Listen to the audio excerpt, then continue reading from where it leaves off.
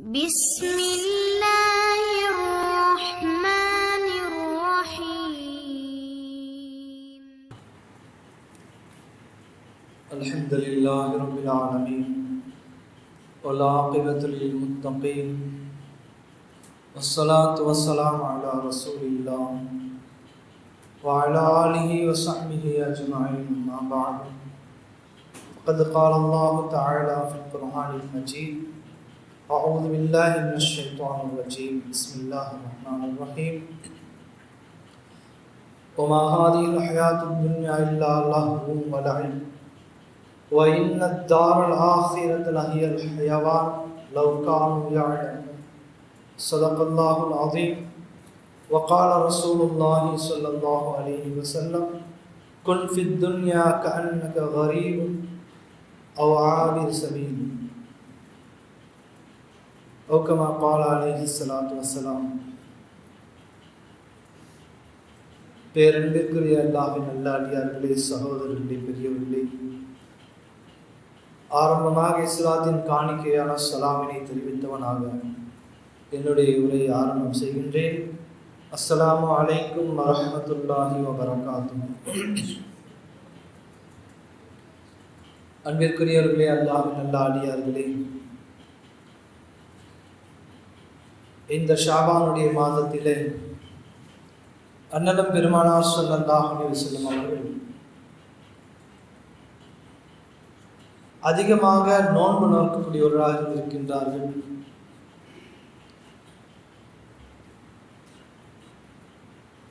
நிறைய இபாதத்துகளை செய்யக்கூடியவர்களாக இந்த மாதத்தில் இருந்திருக்கின்றார்கள். எனவே நமக்கான படிப்பினைகளையும் பாடங்களையும் இந்த மாதத்திலே பெருமானார் ஸல்லல்லாஹு அலைஹி அவர்கள் சொல்லிவிட்டு சென்றிருக்கின்றார்கள். அதிலும் குறிப்பாக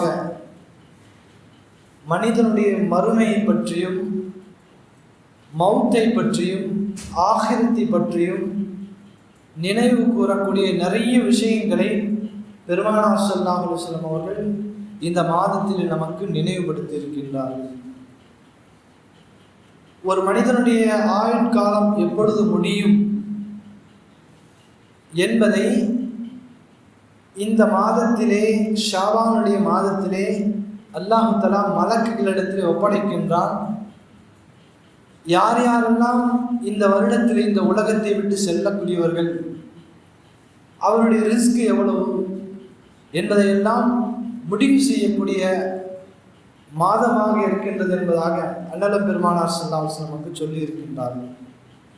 அன்பிற்குரியவர்களே, நமக்கெல்லாம் வியப்பாக இருக்கும் உண்மை அதுதான்.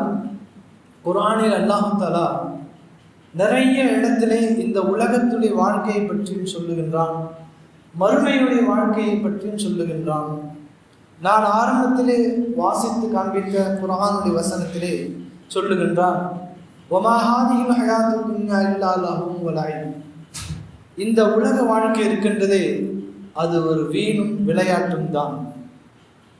ஆனால் மறுமையினுடைய வீடு இருக்கின்றதே, அதுதான் வாழ்க்கையாகும் என்று சொல்லுகின்றான்.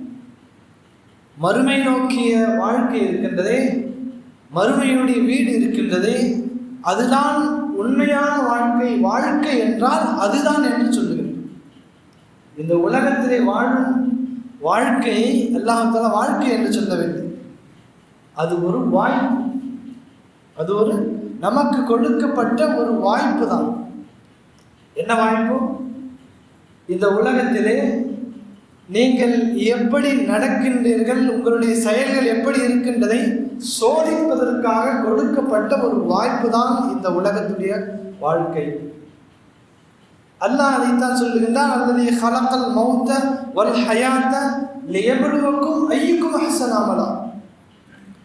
அல்லாஹ் மௌத்தையும் ஹயாத்தையும் படைத்தான் எதற்காக என்று சொன்னால், உங்களில் யார் செயல்களால் சிறப்பானவர்கள், செயல்களால் யார் அதாவது செயல்களால் சிறப்பிற்குரியவர்கள், நன்மையால் யார் முந்தக்கூடியவர்கள் என்பதை சோதிப்பதற்காக அல்லாஹ் தஆலா இந்த வாழ்க்கை.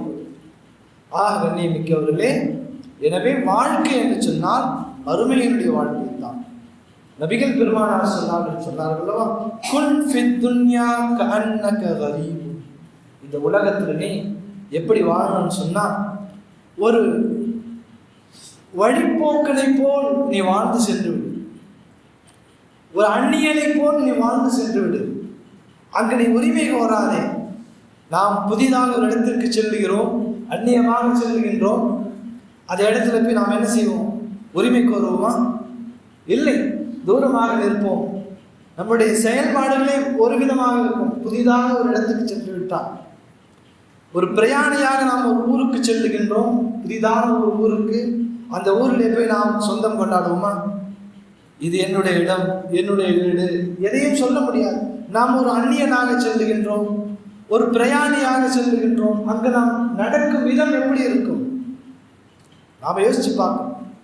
அதே போன்றுதான் பெருமானார் ஸல்லல்லாஹு சொன்னாங்க, நீ ஒரு அந்நியனை போல் இந்த உலகத்திலே வாழ்ந்து விடு.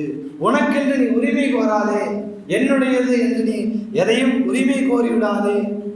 ஒரு பிரயாணியை போல் நீ வாழ்க்கையை கழித்து விடு என்று சொன்னார்கள் அண்ணலம் பெருமானார் சொல்லுவார். எனவே வாழ்க்கை என்று சொன்னால் அல்லாஹ் தஆலா மறுமையுடைய வாழ்க்கையை தான் நிரந்தரமான வாழ்க்கை என்று சொல்லுவார். கண்ணியமானவர்களே, ஏன் அவ்வளோ சுருக்கமானதா என்று சொன்னால் உண்மை அதுதான். உலகத்துடைய வாழ்க்கை மிக மிக அற்பமானது, சுருக்கமானது, ஒன்றுமே இல்லாதது. கோடி என்று சொல்லுகின்றார்கள், லட்சம் என்று சொல்லுகின்றார்கள், லக்ஸரி வாழ்க்கை என்று சொல்லுகின்றார்கள். எவ்வளவு காலம்? நாம் சற்று யோசித்து பார்த்தால் நமக்கே புரியும் எவ்வளவு காலம் வாழப் போகின்றோம் என்பதை நாம் புரிய வேண்டும். சார், அன்பிற்குரியவர்களே, அல்லாஹ்வின் நல்ல அடியார்களே, எனவே இந்த உலகத்திலே ஒரு வழிபோக்கனை போன்று சாதாரண ஒரு மனிதனாக நாம் வாழ்ந்து சென்று விட்டோம் என்று சொன்னால், மறுமையினுடைய வாழ்க்கைக்காக நாம் செய்யும் தயாரிப்புகள் தான் நிரந்தரமானது, உண்மையானது, சரியானது என்பதை நாம் விளங்க வேண்டும். சொல்லும். எனவேதான் அல்லாஹ் தஆலா சொன்னான், இந்த வாழ்க்கை உங்களுக்கு நாம் கொடுத்திருக்கின்றோம் ஒரு சோதிப்பதற்காக, ஒரு சோதனைக்காக. இது ஒரு பயிற்சி கூடம். இது நாமெல்லாம் ஒரு பயிற்சி கூடத்திலே அமர்ந்து இருக்கின்றோம். நமக்கு நம்முடைய கைகளிலே எதை கொடுக்கப்பட்டு சொன்னால் கேள்வித்தாள்களை கொடுக்கப்பட்டிருக்கின்றது. உலகத்தில் நாம் எல்லாம் என்ன செய்யறாங்க? கொஸ்டின் பேப்பர் கையில் வாங்கிட்டோம். உலகத்திலே வாழும் மனிதர்கள் அனைவர்களும் கொஸ்டின் பேப்பரை, கேள்வித்தாளை கையில் வச்சுட்டு இருக்கோம். கையில் வச்சுக்கிட்டு இப்போ நாம எக்ஸாம் எழுதிட்டு இருக்கோம். நமக்கு தெரியல, எக்ஸாமில் கொஸ்டின் பேப்பரில் என்ன செய்யுங்க, என்ன இருக்கும்? சரியானதை தேர்ந்தெடுன்னு சொல்லப்பட்டு இருக்கும். சரியா தவறா எழுது என்பதாக சொல்லப்பட்டிருக்கும். சரியான விடையை தேர்ந்தெடுத்து எழுது. அதில் 4-5 விடைகள் கொடுக்கப்பட்டு இருக்கும். எல்லாம் இருக்கும் இல்லையா? நாம் எல்லாம் நிறைய பேர் எக்ஸாம் எழுது, அதில் இருக்கு இல்லையா? ஒருத்தர் அந்த இடத்துல உட்கார்ந்துட்டு படிக்கிறாரு. அவர் முன்கூட்டியே படித்து வைத்திருப்பார் எது சரியான விடை என்பதாக. என்ன செய்வார்? அந்த இடத்துல பார்ப்பாரு, 4 விடைகளோ 3 விடைகளோ இருக்கும். அதில் எது சரியான விடையோ அதை தேர்ந்தெடுத்து டிக் செய்வார். அவர் தவறாகவும் டிக் செய்யலாம், சரியாகவும் செய்யலாம். சரியாக செய்தால் என்ன கிடைக்கும்? மதிப்பெண்கள் கிடைக்கும். தவறாக டிக் செய்தால் அவருக்கு மதிப்பெண் கிடைக்காது. இதுதான் நீதி. அதே போன்றுதான் அல்லாஹ் தஆலா இந்த உலகத்தை வைத்திருக்கின்றான். பல சூழ்நிலைகளை நமக்கு ஏற்படுத்துகின்றான். அதிகாலையிலே நாம் தூங்கக்கூடிய நேரத்திலே அல்லாஹ் அக்பர் என்று பாங்கு சொல்லப்படுகின்றது. அந்த நேரத்திலே அல்லாஹ்வுடைய அச்சத்தால் எழுந்து தன்னை சுத்தப்படுத்தி கொண்டு அல்லாஹ்வை வணங்க செல்லுகின்றார் என்று சொன்னால், அவர் என்ன செய்கிறாருங்க? சரியான விடையை தேர்ந்தெடுத்து விட்டார், டிக் போட்டார். இல்லை என்று சொன்னால் அவர் என்ன செஞ்சிட்டாருங்க? தவறான விடையை தேர்ந்தெடுத்துட்டார். அதே போன்றுதான் வியாபாரத்துடைய சூழ்நிலை வருகின்றது. நேர்மையாக வியாபாரம் செய்ய வேண்டும். அப்படி நபி அவர்கள் காட்டிய முறைப்படி வியாபாரம் செய்து விட்டால் அவர் என்ன செய்கிறாருங்க? சரியான விடையை தேர்ந்தெடுக்கின்றார். என்ன கிடைக்கும்? மார்க் கிடைக்கும். இல்லை, இதற்கு மாறாக பொய் சொல்லுகின்றார், கலப்படம் செய்கின்றார், கடத்தல் செய்கின்றார், அல்லது வியாபாரத்திலே மோசடி செய்கின்றார் என்று சொன்னால் அவர் அந்த பேப்பரிலே தவறாக மார்க் இடுகின்றார், தவறாக டிக் செய்கின்றார். இதே போன்றுதான் குடும்பத்தினுடைய வாழ்க்கையிலும் சமூகத்துடைய வாழ்க்கையிலும் எல்லா நிலைகளிலும் நமக்கு பலவிதமான நிலைகள் வரும். அந்த நேரத்தில் நாம் எதை தேர்ந்தெடுக்கின்றோம் என்பதை அல்லாஹ் நம்மை பார்க்கின்றான். இந்த உலகத்திலே ஒரு வாய்ப்பை கொடுத்திருக்கின்றான். அந்த வாய்ப்பு தான் நாம் வாழக்கூடிய இந்த வாழ்க்கை, வேற எந்த வாழ்க்கையும் இல்லை. நாம் கேள்வித்தாள்கள் கொடுக்கப்பட்டு இங்கு நாம் அமர்த்தப்பட்டு விட்டிருக்கின்றோம். நாம் யோசிக்கணும், நாம் செய்யக்கூடிய ஒவ்வொன்றும் மறுமைக்கானதானது. நாம் செய்யக்கூடிய அது நன்மையானாலும் தீமையானாலும் நாளை மறுமையிலே கேள்வி இருக்கு என்பதை நாம் உணர வேண்டும். எனவே தான் அல்லாஹ் சொன்னால், இது ஒரு சோதனையான ஒரு வாழ்க்கை. உங்களை சோதிப்பதற்காக இந்த உலகத்திலே நீங்கள் வாய்ப்பு கொடுக்கப்பட்டிருக்கின்றீர்கள். வாழ்க்கை கொடுக்கப்பட்டிருக்கின்றவல்ல, வாய்ப்பு கொடுக்கப்பட்டிருக்கின்றோம். அந்த வாய்ப்பு தவறிவிட்டால் மீண்டும் கிடைக்காது. ஒரு தடவை தான் உலகத்திலே எழுதக்கூடிய பரீட்சைகளிலே ஒருவேளை ஃபெயில் ஆகிவிட்டால் என்ன செய்யலாங்க? பாஸ் ஆகிடலாம் இல்லையா? ஆகலாம், தாராளமாக ஆகலாம். அடுத்த வருடமும் அல்லது அடுத்த ஒரு இதிலும் எழுதி அவர் என்ன செய்து விடலாம்? பாஸ் ஆகிவிடலாம். மறுமையின் பரீட்சை பேப்பர்களை நாம் தவறு செய்துவிட்டால், ஃபெயில் ஆகிவிட்டால் நிச்சயமாக நாம் பாஸ் ஆவது என்பது மிகப்பெரிய ஒரு கேள்விக்குறியாகும்.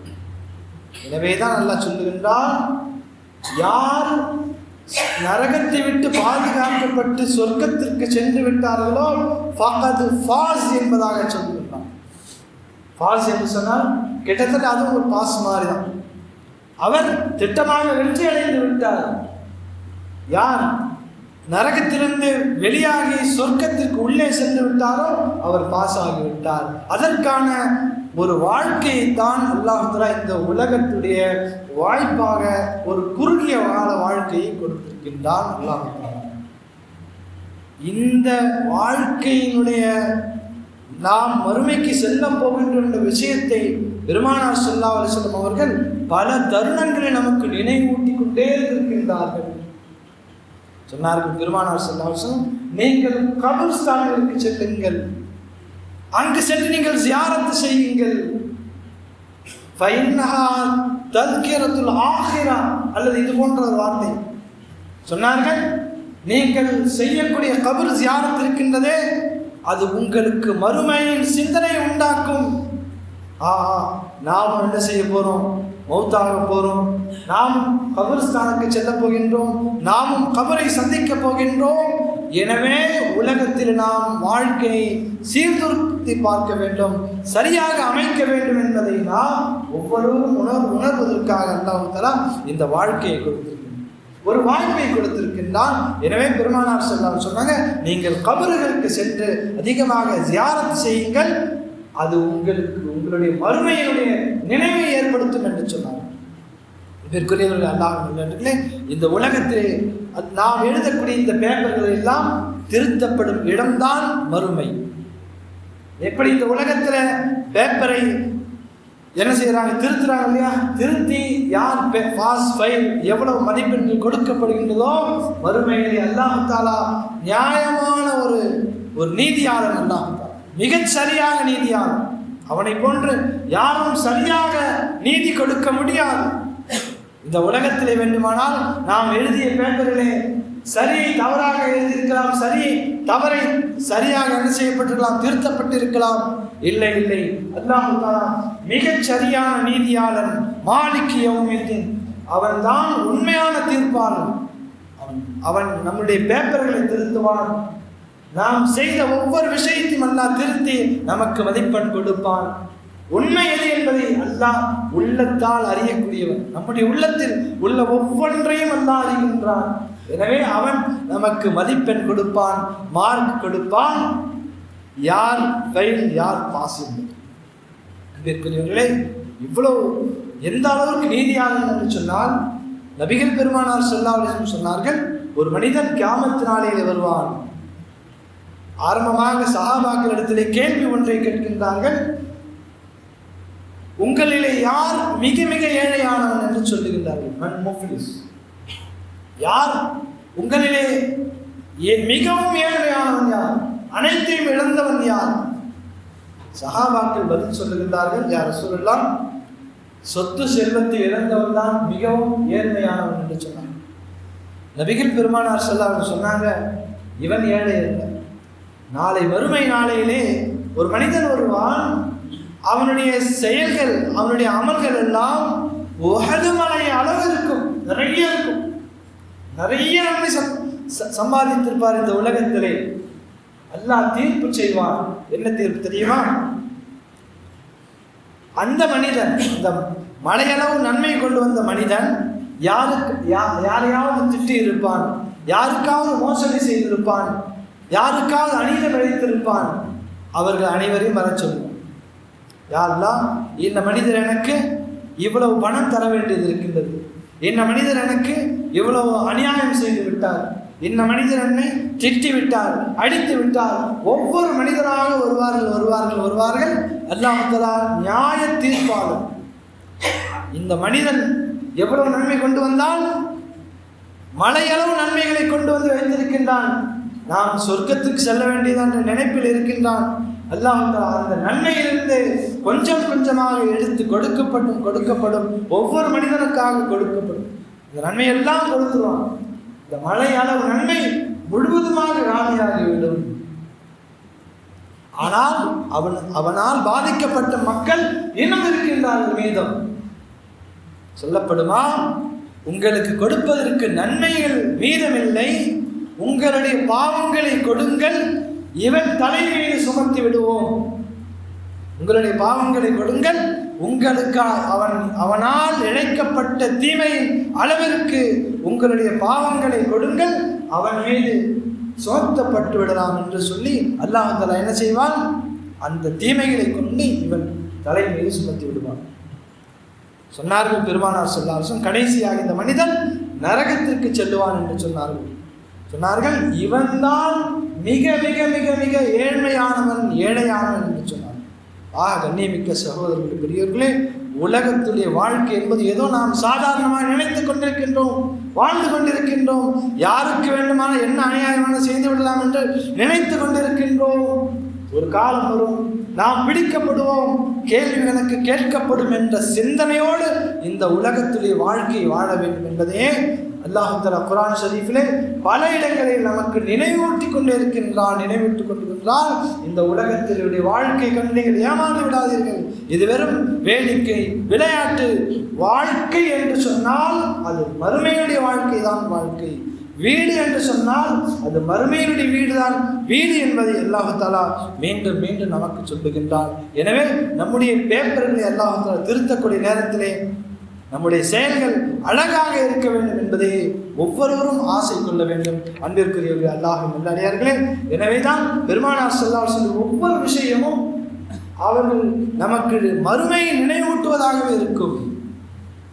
அதுவும் குறிப்பாக இந்த ஷாபானுடைய இந்த மாதத்திலே நிஸ்பு ஷாபானுடைய 15 பெருமானார் ஸல்லல்லாஹு அலைஹி வஸல்லம் நிறைய நமக்கு மறுமையை நினைவூட்டி இருக்கின்றார்கள். அன்னை ஆயிஷா ரலியல்லாஹு அன்ஹா அவர்கள் அறிவிக்கின்றார்கள், சொல்லுகின்றார்கள், ஒரு நாள் நான் நடு இரவில் எழுந்து பார்க்கின்றேன், பெருமானார் ஸல்லல்லாஹு அலைஹி வஸல்லம் என் பக்கத்தில் காணவில்லை. அவருடைய மனைவி அவர்கள் கூறுகின்றார்கள், அன்னை ஆயிஷா ரலியல்லாஹு அன்ஹா அவர்கள் என்னுடைய பக்கத்தில் காணவில்லை. நான் சென்று பார்க்கின்றேன், நபி அவர்கள் எங்கு சென்று இருப்பார்கள் என்பதாக. பெருமானார் ஸல்லல்லாஹு அலைஹி வஸல்லம் ஜன்னத்துல் பக்கீ கபருஸ்தானில் நின்று கொண்டு அழுது கொண்டு துஆ செய்து கொண்டிருக்கின்றார்கள். மிக நீண்ட நேரம் அழுகின்றார்கள். கபருஸ்தான் ஏன்? மறுமையுடைய நினைவை நமக்கு ஊட்டுகின்றார்கள். ஒரு நாள் நீங்களும் இந்த கபருஸ்தானுக்கு செல்ல வேண்டும் என்பதை இந்த சமூகத்திற்கு பெருமானார் ஸல்லல்லாஹு அலைஹி வஸல்லம் அவர்களுடைய செயல்களால் நமக்கு காண்பித்திருக்கின்றார்கள். எனவேதான் சொன்னார்கள், நீங்கள் கபருஸ்தானுக்கு மிக அதிகமாக செல்லுங்கள். அந்த கபர்ஸ்தான்கள் அந்த கபர்கள் உங்களுக்கு மறுமையினுடைய நினைவை உங்களுக்கு நினைவுபடுத்தும் என்று சொன்னார்கள். எனவே இந்த ஷாபானுடைய 15 அந்த தினத்திலே பெருமானார் ஸல்லல்லாஹு அலைஹி வஸல்லம் சொன்னார்கள், அதனுடைய இரவு நேரங்களிலே நீங்கள் நின்று வணங்குங்கள், பகல் காலங்களில் நீங்கள் நோன்பு வையுங்கள் என்று சொன்னார்கள்.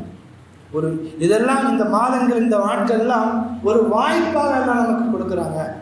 நாம் நிறைய தவறுகள் செய்துவிட்டு இருப்போம், நிறைய பாவங்கள் செய்துட்டு இருப்போம். இதுக்கு வழி இல்லையா, அவ்வளவுதானா, இந்த உலகத்திலே தீர்வு இல்லையா என்று சொன்னால் இல்லை. அல்லாஹ் தஆலா சில நேரங்களில் வாய்ப்பை கொடுக்கின்றான். நாம் தவறாக கூட எழுதிட்டு இருக்கலாம் பரீட்சையில், அதை திருத்துவதற்கான ஒரு வாய்ப்பாக இது போன்ற இரவுகளை நமக்கு கொடுத்து, அந்த இரவுகளிலே அல்லாஹ் கேட்கின்றான், உங்களிலே யார் பாவம் மன்னிப்பு கேட்கக்கூடியவர்கள் இருக்கின்றீர்கள், கேளுங்கள், அல்லாஹ் கொடுப்பான். உங்களிலே யார் உணவு நெருக்கடி பற்றி அல்லாஹ்விடத்தில் கேட்கக்கூடியவர்கள் இருக்கின்றீர்கள், கேளுங்கள், அல்லாஹ் உங்களுடைய உணவு நெருக்கடி கஷ்டங்களை போக்கி அருள்வான். உங்களிலே யார் முசீபத்துகளில் சிக்கிக் கொண்டிருக்கின்றீர்கள், நீங்கள் கேளுங்கள் அல்லாஹ்விடத்திலே, அல்லாஹ் உங்களை எல்லா விதமான முசீபத்திலிருந்து விடை கொடுப்பான் என்பதை பெருமானார் ஸல்லல்லாஹு அலைஹி வஸல்லம் நமக்கு சொல்லி இருக்கிறார்கள். கண்ணியமிக்க சகோதரர்களே, அல்லாஹ்வின் நல்லடியார்களே, நாம் இந்த உலகத்திலே வாழ்ந்து விட்டிருப்போம், பல தவறுகள் செய்துவிட்டிருப்போம், பல பாவங்களை புரிந்து இருப்போம். ஆனால் அதற்கெல்லாம் ஒரு நல்வாய்ப்பாக அல்லாஹ் தஆலா வரக்கூடிய இந்த ஷாபானுடைய மாதத்தையும், அதே போன்று அதுக்கு அடுத்து வரக்கூடிய ரமலானுடைய மாதத்தையும் ஒரு நல்வாய்ப்பாக அல்லாஹ் தஆலா நமக்கு கொடுத்திருக்கின்றான். இவைகளை நாம் முறையாக பயன்படுத்தி கொண்டு நாம் அல்லாஹ்விற்குரிய நேசர்களாக நாம் வாழ வேண்டும். உண்மையான இந்த உலகத்துடைய நோக்கத்தை நாம் புரிய வேண்டும். நாம் எதற்காக வந்திருக்கின்றோம், எவ்வளவு காலம் வாழப்போகின்றோம், பிறகு எங்கே போகின்றோம் என்பதையெல்லாம் நாம் ஒவ்வொரு நாளும் நம்முடைய வாழ்க்கையுடைய சிந்தனைகள் இருக்க வேண்டும்.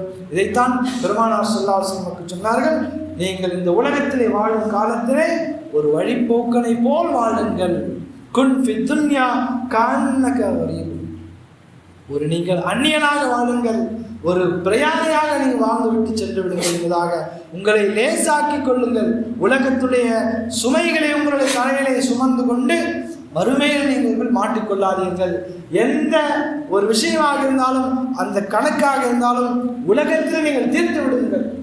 கொடுக்கல் வாங்கலை, யாருக்காவது நாம் அநியாயம் செய்திருப்பதை அல்லது நம்மின் மீது செய்யப்பட்ட அநியாயத்திற்கு மன்னிப்பை நாம் இந்த உலகத்திலே கணக்கை நாம் முடித்து கொள்ள வேண்டும். அருமையில போய் அந்த கணக்குகள் எல்லாம் தீர்ப்பது என்பது மிக பாரதூரமான விஷயங்களாகிவிடும். எனவே அல்லாஹ் அனைவருக்கும் இதன்படி அமல் செய்யக்கூடிய நல்லதொரு தௌஃபீக்கினை தருவானாக. அல்லாஹ் நம் அனைவருக்கும் இந்த உலகத்திலே வாழும் காலத்திலே நல்ல செயல்களை செய்யக்கூடிய நன்மக்களாக, மறுமையிலே நம்முடைய கணக்குகளிலே அல்லாஹ் தஆலா நம்முடைய அமல்களை சிறப்பானதாக ஆக்கி அருள்வானாக.